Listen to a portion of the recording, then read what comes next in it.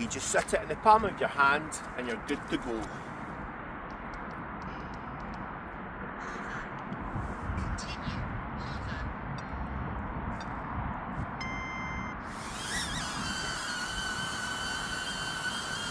Alright guys, how are you doing? I thought, I've not done a video in a while, so I thought, why not get the ball rolling? Review a tent that I massively recommend, along with showcasing this little drone. Let's get to it. And of course, the little one's here, aren't you, Heidi? Heidi, come here, went into the camera. There she's there. She hasn't grew very much. She's 10 months now and she's tiny. That is tiny for a golden retriever. But let's get the ball rolling. I'm reviewing this bad boy here, the Robens Pioneer 2EX. And let's start with the stuff sack. It's got all the specs on the front. With the brand at the end there. And it's a solid stuff sack. It's not the most compact, and I think that's due to the material that's being used. It is polyester. I've had nylon tunnel tents. This is a tunnel tent. I've had nylon tunnel tents in the past, and they're certainly way more compact than this. But let's have a look at the tent and its contents.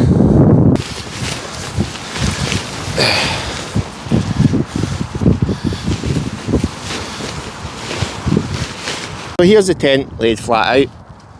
I brought my own pig bag, but of course it comes with a pit bag, and it comes with a pole bag. This tent comes with 3 poles, so you don't make a mistake.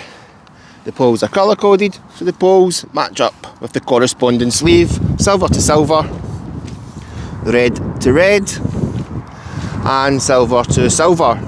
I think I've came across 2 other tunnel tents that actually have 3 different poles. This one's 2 different poles, but some tunnel tents can have 3 different poles, so you want to make sure you put the right pole in the right sleeve. Otherwise, you're going to either snap the pole, rip the sleeve, or both.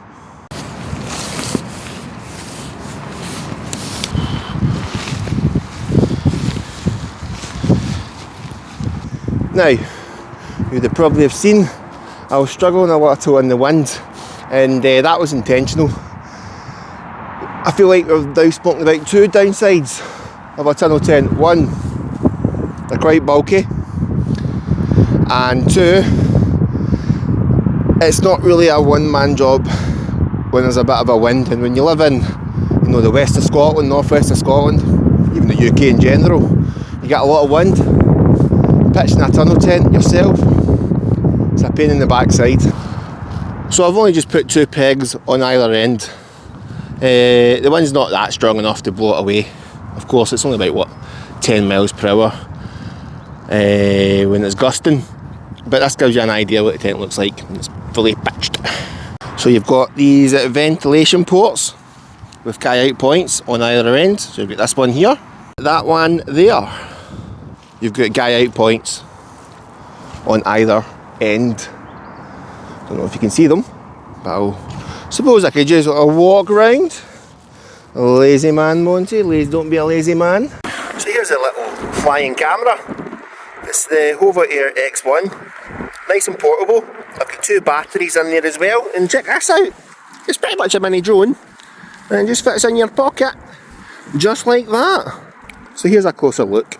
A nice sleek design. You've got the camera there at the front, and there's a power on button and the preset modes, one of them being it follows you about when you're walking. But we're certainly going to get some shots of me in the tent using this on this video.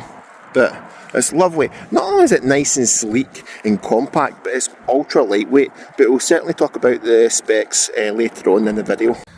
Such a simple device to use, and it even gives you a heads up on what the problem may be. So you press this little circly button here, the little one, and that selects the preset. It's currently sitting on follow. It lets you know it's sitting on follow, and then you just slightly tap the power button and it does the job. Standard follow. Please hold the device to face the user. So please hold the device to face the user. So I'll lift my hand a little more. Standard follow. That camera should be in my face. Off it goes. There's a bit of a breeze, but it fairly took it. And here it's following me. Come on. Come on. Not you, Heidi.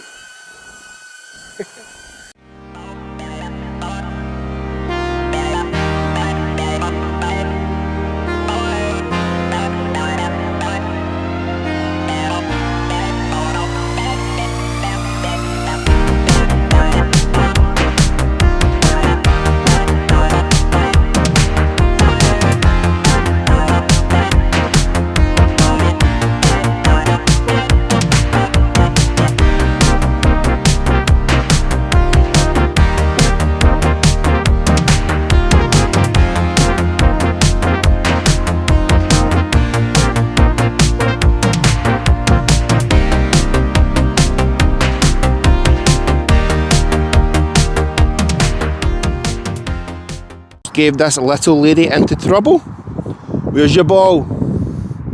Where's your ball? Where's your ball? Some woman. What I really like about these guy out points is, you know, you get a lot of tents where it's just the one guy rope on either end. This is a double one, so I feel like that will add more structural integrity. Structural integrity to the tent, especially on those windy days. Thanks, sweetheart. I think this little one's going straight to the shower once we're done. Some more on the poles. They're industry standard aluminium poles. How this differs from the rest is that most budget tents, it's 7.5mm. This one's a little bit thicker at 8.5mm. Now, what does that extra millimetre mean with those poles? You would think it would add, you know, additional strength when in the wind, but I can't really comment. Every tent that I've had is 7.5mm, and I've not had this tent out in strong winds, maybe 20, 30 at a push, but I've really not tried out in sustained strong winds, so really can't comment on just how well this tent performs in the wind. However, they claim, I believe, that this tent can allegedly withstand the wind speeds up to 180 kmph. What's that? About 120 miles per hour. I'm sorry, but with the tapered end into this section into the wind, so it's not hitting too much surface area, fully pegged, properly pegged, even the good pegs, fully guyed out, I wouldn't trust that tent out in wind speeds up to 120 miles per hour. Let me know what you think. I like my tunnel tents, they're good in the wind, but those wind speeds? Nah. What can I say about the fly sheet? I've had it out in sustained rainfall. I'm talking a 12-16 hour event. No leakages whatsoever. I prefer my nylon. It's generally less thicker and more compact.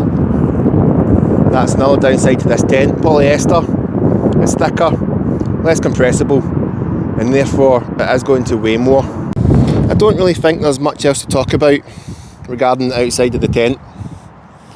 But yeah, here we have the door. What I really like about the door, it's a two-way zip.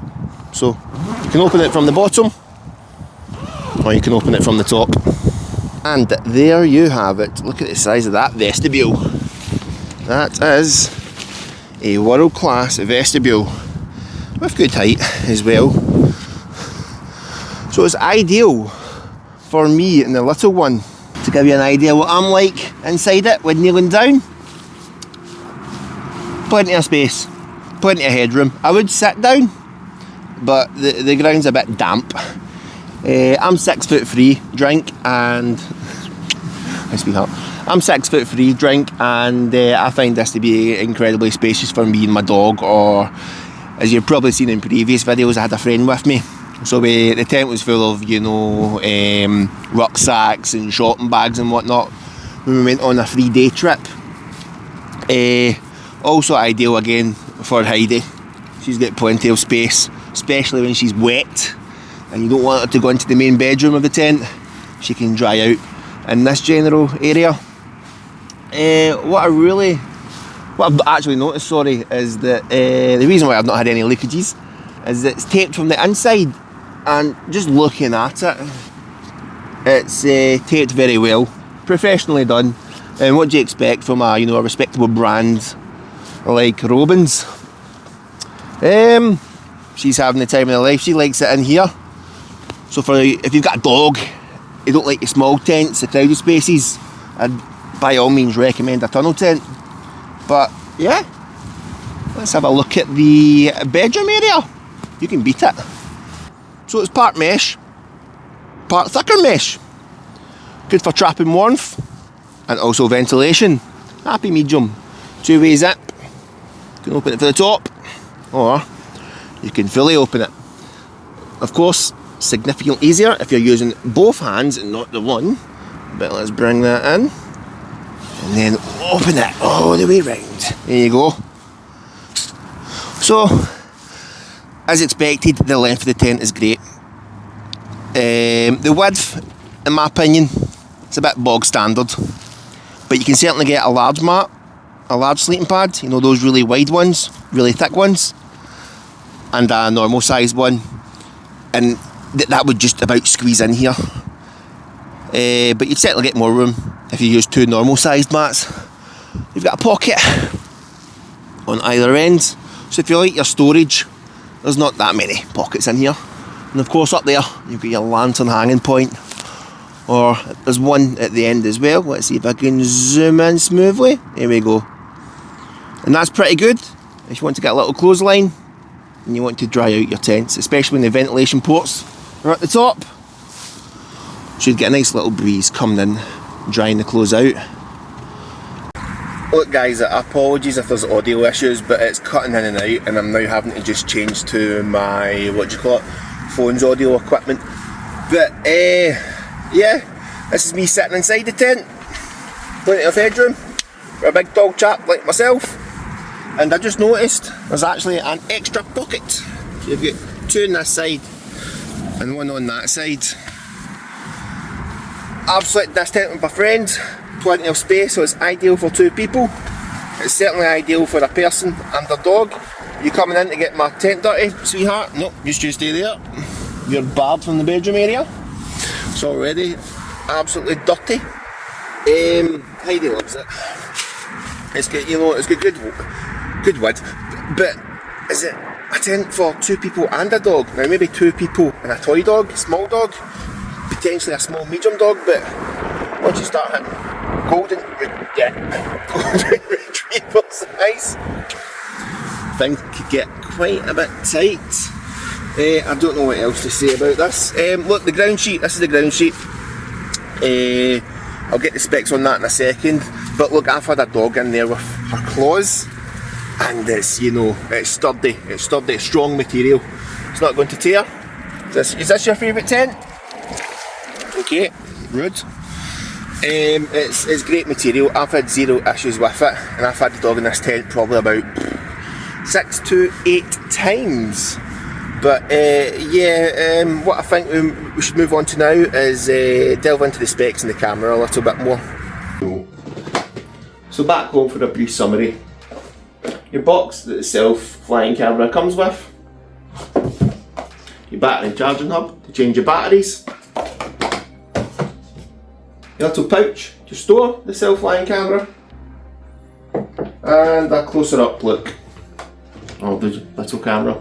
It's nice and sleek, nice and light, and if you're really into your photography and your videography, it'll do the job. I mean, it's so simple to use. You just jump on the app, turn on your Bluetooth, connect to the drone, and then boom, you can fly the drone via that. You can access your videos and whatnot. Really straightforward to use, but I think it would add to the channel. Let me know what you think, and if you want to check out more about this little HOVERair X1, by all means jump onto their website, and I'll pop the links into the description. But with the Robens tent, I mean, I think I've covered everything. Tunnel tent, polyester, the weight's 2.9 kilograms, It's quite a bulky storing sack. Hi sweetheart. It's quite a bulky storing sack. The pros: space, strength in the wind, comfortable for 2 people, especially myself and my dog. Cons: it is a bit heavy, it is a bit bulky. I had a thorough look at the claims, the wind speeds. It can go up to 190 kilometres per hour, which is about 120 miles per hour. What they actually mean is that by this point there will be some structural damage to the tent. Tunnel tents, I would be comfortable taking that bad boy out to about 60 miles per hour. Once you start to go beyond that, it's going to take a tanking. Now, one of the reasons why I'm actually doing a review on this tent is because it's probably my favourite budget tent. I would massively recommend it because some of the prices that I'm seeing online for it, ridiculously low. I managed to get one of my friends to get it for £89. It seems to have went up a little, but there's one website doing it for £101. Now, for a budget tent that's reliable from a respectable brand, that's absolutely outstanding. Right guys, let me know what you think about the drone, let me know what you think about the tent, and I really hope you enjoy the content. So take care you all, and I'll catch you all in the next adventure. I don't think the dog's in the mood for saying bye. You want to bring it back? Put your hand underneath it.